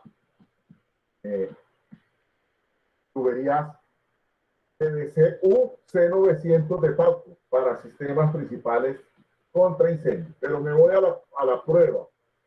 Bueno, esto es otra charla, pero yo vengo a hablar de pruebas, asegurar la calidad. Bueno, una cosa es, ¿se acuerda de que les dije que en las tuberías unión mecánica, en los cambios de dirección, en los accesorios, esta es una tubería también, miren, campana Espigo, como la que vieron ustedes acá, estas tuberías se tienen de color azul. Alguna vez dijeron, no, es que tienen que ser azul. No, el azul quedó porque es una costumbre, pero no es una condición normativa que las tuberías para incendio tengan que ser azules. Inclusive las tuberías de incendio que van a la vista en edificaciones, el color es rojo. Eso sí es obligatorio. Pero esta tubería queda enterrada, ¿para qué le ponen? No, va enterrada, pero ya la costumbre quedó que se fabrican azules. Entonces miren que aquí en este cambio de dirección, como lo ven acá, se colocan estas mordazas con pernos para evitar, si el agua viene en esta dirección y sube aquí, pues aquí va a haber una fuerza sobre este codo, una fuerza resultante hacia este punto que va a tratar de desacoplar este codo de acá. Entonces se le ponen estas mordazas, o también se pueden utilizar los bloques de concreto. Aquí se ve mejor, miren esta T como está restringido para que no se vaya a desacoplar, porque el agua puede generar este esfuerzo. Entonces, en las reducciones también hay que utilizar. También hay accesorios que tienen los hidrosellos con restrictores. Aquí vemos que pueden utilizar bloques de concreto o accesorios con restrictores o este tipo de mordazas. Voy a las pruebas.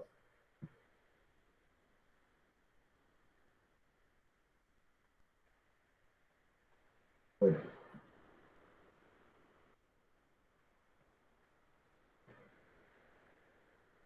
Aquí está. Dice, todas las tuberías y los accesorios deben probarse hidrostáticamente a 200 psi mínimo o a 50 psi en exceso de la presión de trabajo del sistema, ¿cierto? Es decir, en incendios, contrario a lo que dije en acueducto hace rato, aquí ya estoy hablando de tuberías para redes contra incendios. La presión de prueba es de 200 psi mínimo. Pero si el sistema de protección contra incendio está trabajando, por decir algo, a 225 psi, es la presión del sistema de la red privada de protección contra incendio. A 225 psi, porque luego me tiene que alimentar unos gabinetes que van a subir hasta el piso 12. Y yo tengo que asegurarme que la presión mínima en el gabinete del piso 12 sea de 100 psi, que es la presión mínima que se... Bueno, si es un sistema, eso algún día que me invite les hablo, si es un sistema de protección contra incendio con gabinetes clase 3, la presión arriba podría ser de mínimo de 65 psi. Me puedo equivocar en eso, pero creo que es esa, 65 psi. Pero en la red que me va a alimentar ese sistema de gabinetes que va enterrado por fuera, la presión puede ser de 225 para poder garantizar que en el punto más distante y más elevado, la presión mínima sea de 65 psi. Entonces, en ese caso, la presión de prueba sería 250 más 50, 300 psi por 2 horas mínimo. En las redes contra incendios también se prueban de forma hidrostática. Ahora, veamos en el caso de rociadores. Aquí también está toda la información de rociadores. Estos son los rociadores. Entonces, algún día, insisto, los ingenieros residentes hoy, edificaciones como hoteles, los edificios de apartamentos no están obligados a tener rociadores. Una biblioteca no está obligada a tener rociadores, pero un hotel sí está obligado a tener rociadores, un hospital está obligado a tener rociadores, una fábrica, un concesionario de vehículos, hoy la norma obliga a que tenga que tener rociadores. Algunos sistemas obligan a que tengan gabinetes, otros gabinetes o rociadores, a otros los dos sistemas. Entonces, las pruebas, hay que hacer una inspección visual. La altura a la cual el rociador se instale es muy importante. Hay que verificar también limpieza, hay que hacerle pruebas hidrostáticas, pruebas de flujo, pruebas eléctricas, porque los sistemas de contraincendio están monitoreados eléctricamente, de manera que cuando se abra un rociador, se genere una alarma sonora para que la gente sepa que hay un riesgo de conato de incendio y salga. Entonces hay que hacer pruebas de la posición del rociador, porque hay rociadores como en este pendiente, o montantes o laterales. La posición, la altura del rociador con respecto al techo, eso también se debe verificar. Y la prueba hidrostática. Es más o menos la misma condición que ahora rato hablamos. 200 PSI durante 2 horas o 50 PSI por encima de la presión de trabajo del sistema. Ya estos son los materiales que nosotros tenemos para incendios. Y voy a pasar al tema de pruebas ya en los sistemas hidrosanitarios. Mucha información, pero si les quedan muchas preguntas, qué bueno, antes no las tenían.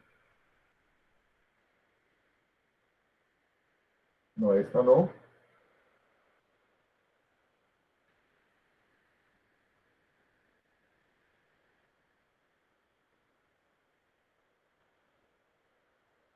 Esto fue que, esta fecha, es que hace un año, curioso, hace un año estuve en Barranquilla hablando precisamente de este tema, un año transcurrió. Incluso aquí no he cambiado la imagen de, ya no somos mexicanos, ahora nos llamamos Popco Wine. Bueno, lo importante es que para las instalaciones hidrosanitarias interiores hay una norma que es la NTC 1500, otra norma. Esta norma no es obligatoria, la NTC 1500 no es obligatoria, es el Código Colombiano de Instalaciones Hidráulicas y Sanitarias. Pero casi que todos las constructoras piden que se diseñe las redes de suministro, las redes de desagüe, las redes de agua lluvia de la edificación, de acuerdo a lo que establece el Código Colombiano de Instalaciones Hidráulicas y Sanitarias. Entonces, aquí se establecen los requisitos de la prueba. Importante, esta diapositiva acá me gusta. De puertas para adentro, la norma que aplica, sin ser obligatoria, es la NTC 1500, el Código Colombiano de Instalaciones Hidráulicas y Sanitarias, y de puertas para afuera, lo que aplica es el Reglamento de Agua Potable y Saneamiento Básico 2017, la Resolución 0330-2017, que es obligatoria. Es una parte obligatoria y tiene una serie de títulos, el B, el C, el D, el E, el F, el G, el H, el I, creo que ya está hasta el J, sí se consideran prácticas de buena ingeniería, sin ser obligatorios. De aquí para adelante, de aquí hacia adentro, NTC 1500. De aquí para afuera, RAS 2017. Aquí tenemos una serie de plomeros, verificando que todo esté bien. Importante, insisto, las redes hay que probarlas. Cuando quedan probadas, quedan funcionando, nadie se acuerda de ellas. Cuando no quedan bien hechas, son humedades y daños. Y muchas veces son daños que se le hacen de forma posterior a la instalación misma. Está la carátula de la norma. Voy a adelantarme un poco. Aquí quede.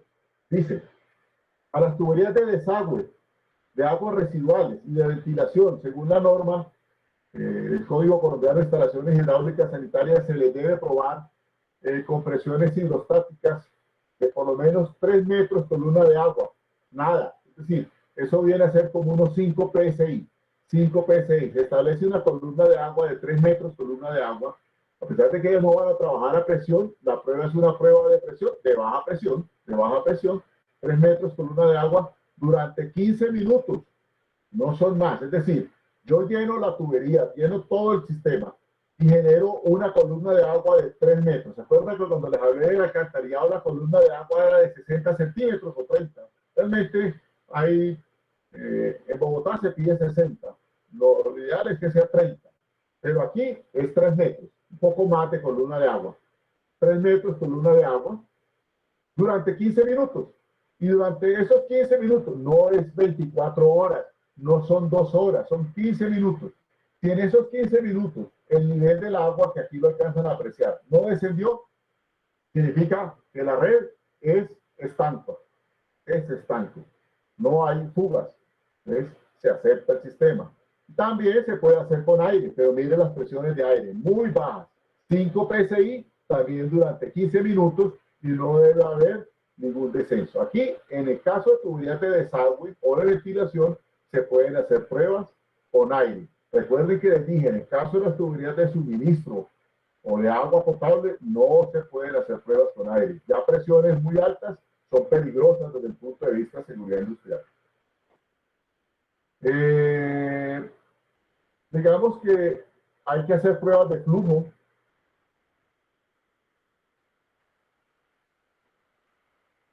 Bueno, esto es lo mismo realmente, pero para instalaciones internas. No me devolví.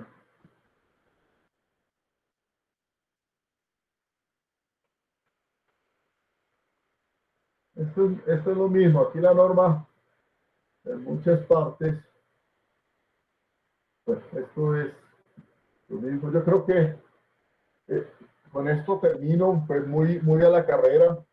Voy a dejar de compartir.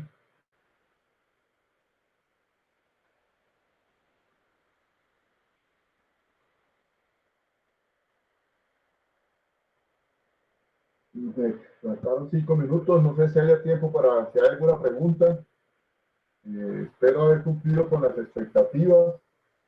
Insisto, toda esta información sí fue, reconozco que fue mucha. Ustedes vieron que navegué dentro de como 4 presentaciones, pero pues el propósito que nos habían pedido era que habláramos de el aseguramiento de la calidad en las instalaciones. Los residentes en las obras tenemos una responsabilidad muy grande. Miren, hacer las cosas bien, la verdad que no nos cuesta más. Sabemos, yo conozco, yo fui residente hace muchos años y sin las herramientas que hoy tenemos como el BIM, el Revit, toda esta información, el AutoCAD, antes era a pulmón y nos tocaba, y cuando uno deja de hacer el control, al final se estresa uno mucho porque el día que viene la entrega y no te reciben, o el apartamento está para entregar y hay humedades, y el dueño dice yo no le recibo eso, y el gerente de la obra te está presionando, el estrés es muy alto. Pero durante el proceso de la instalación, ya sea de la instalación de la red de incendio, de la red de agua fría, de la red de agua caliente, de la red de alcantarillado, yo voy asegurando los procesos, al final voy a tener un ok. Y especialmente voy a poder dormir tranquilo. Y de eso se trata. Esto cuando uno no asegura el proceso, no duerme muy tranquilo. Muchas gracias. Gracias, ingeniero. ¿Alguien tiene alguna pregunta? Bueno, Andrés Hernández.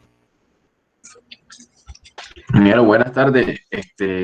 Yo tengo una pregunta y es decir, por ejemplo, si existe un residente de interventoría y este residente de interventoría necesita chequear la deflexión de una tubería, ya sea de, no sé, de acueducto, del alcantarillado, que está, que queda sumergida en el terreno, ¿cómo se chequea esto? O sea, si ya la tubería está enterrada. Sí, buena pregunta, Andrés. Mira, me voy a volver un poco acá a esta presentación. Una, esto no lo tenía previsto. Una es con eso, ¿no? Recuerden que ya tenemos cámaras como esta, por lo menos nosotros tenemos una división en PAPCO que se llama Sin Zanja. En el equipo de Sin Zanja tenemos unas cámaras que entran de tubos de diámetro de 160 milímetros. Recuerden que ya incluso nosotros ya hablamos en los humanos de las endoscopias, que entran con una cámara por los orificios que tenemos en el cuerpo y miran todo lo que hay por dentro. Pues acá es lo mismo.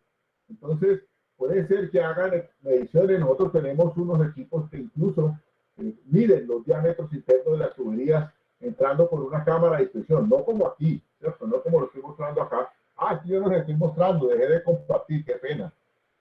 Me devuelvo un momentito y les muestro, qué pena con ustedes. Me devuelvo y les muestro un momentico para que vean eso.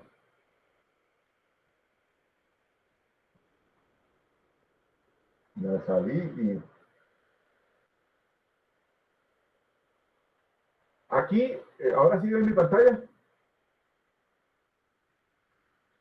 Sí, Sí, señor. Bueno, hay equipos como estos que pueden utilizarse, pero lo normal, les decía, esto no es para, no es para hacer. Eso no es de un residente vinculado a la Sociedad de Ingenieros del Atlántico. Es aquí esta es la forma más común que se hace, acá. Uno entra por los pozos de alcantarillado. Realmente la deflexión se verifica especialmente en el alcantarillado. ¿Por qué no tanto en acueducto? Por dos razones. En acueducto las tuberías no van a mucha profundidad. La norma incluso no permite profundidades de más de 1.20 metros en tubería de acueducto. Mientras que en alcantarillado por la pendiente y más en ciudades planas como Barranquilla, el tubo puede estar a 4 o 5 metros de profundidad. Entonces, en tubos de más de 36 pulgadas o de 24 pulgadas, 24 son 60 centímetros, uno puede ingresar por la cámara del alcantarillado o por el manhole y entrar a medir tubo a tubo. Recuerden que se mide tubo a tubo con equipos como estos, obviamente considerando las debidas condiciones de ventilación y todo eso que se requieren, ¿no? Y ahí se mide tubo a tubo. Pero si yo al final encuentro que este tubo se deflectó más de lo permitido y ya tengo 4 metros de hierro encima, complicadísimo reparar eso, complicadísimo. Entonces, ¿cómo evito yo que al final tenga esas sorpresas? Pues asegurando muy bien que el encamado sea del material apropiado, que se haya compactado, que el relleno lateral, que es el que está aquí, sea del material apropiado, que el ancho de zanja sea el adecuado para poder compactar este material aquí, igualmente el relleno inicial. Pues aquí es como una medida de control del proceso de instalación para cuando yo tenga los 4 metros que te estoy diciendo que pudiera haber de aquí hacia arriba, no vaya a tener problemas.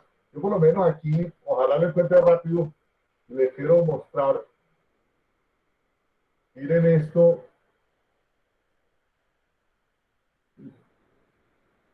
Ahora no lo voy a encontrar rápido.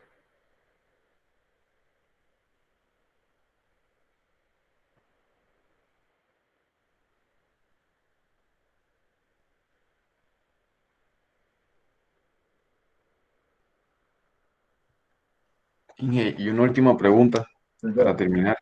Eh, ¿Qué beneficios tiene la tubería de polietileno sobre una tubería de PVC? Es decir, ¿cuándo se usa polietileno y cuándo se usa PVC? Ha sido una respuesta sencilla. realmente son dos alternativas, yo diría, a ver, el polietileno, perdón, el polietileno tiene una flexibilidad muy grande. Yo pienso que ahí, si yo necesito hacer una curva en una esquina y entonces como ella viene en rollos, bueno, viene en rollos hasta 110 milímetros, 4 pulgadas. Después de 160 milímetros, 6 pulgadas, ya viene por tramos de tubo. Pero se puede doblar, realmente se puede doblar. Ahí el polietileno tiene una gran ventaja. El polietileno pues requiere de estos equipos que les mostré para hacer las uniones. El PVC no. Sé que en Barranquilla la empresa de servicios públicos usa el polietileno porque a ellos les ha ido muy bien con el asunto de que es un poco más, por lo que requiere estos equipos, hacer las conexiones domiciliarias fraudulentas. Entonces ellos dicen, si yo hago difícil que se conecten de forma fraudulenta al tubo, pues aseguro evitar conexiones fraudulentas. Pero yo la verdad que me inclinaría, pero con el respeto, nosotros tenemos las dos alternativas, PVC y polietileno. Yo me inclinaría por el PVC, es un tubo que tiene menor rugosidad. Cuando yo hablo de conducir agua a presión, la rugosidad es importantísima porque eso significa pérdidas por fricción y pérdidas por fricción en Barranquilla significa potencia del motor. Uno calcula la potencia del motor como el caudal por la cabeza dinámica total dividido la eficiencia por 76. Ahí uno encuentra la potencia del motor. Y si yo tengo cabeza dinámica total que está relacionada con las pérdidas mayor, pues voy a tener un motor de mayor potencia.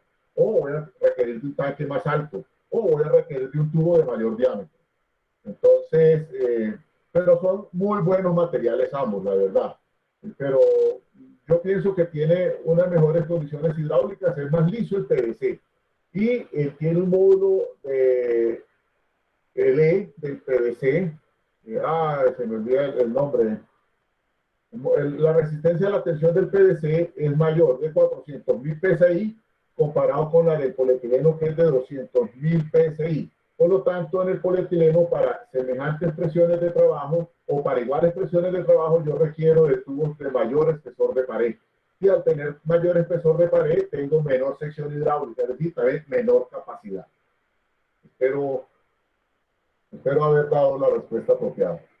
Perfecto, dije. Muchas gracias. Bueno, entonces, de nuevo, muchas gracias. Aquí les digo, están mis datos al final. Muy complacido de haber estado con ustedes. Aquí está mi correo electrónico, orlando.polo@wavin.com, y mi celular, el 312-332-0046. Muchas gracias por haberme invitado y espero, verdad, no haberlos hecho sentir que han perdido el tiempo.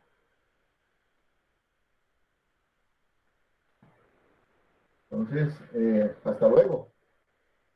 Muchas gracias, ingeniero, que esté muy bien. Gracias.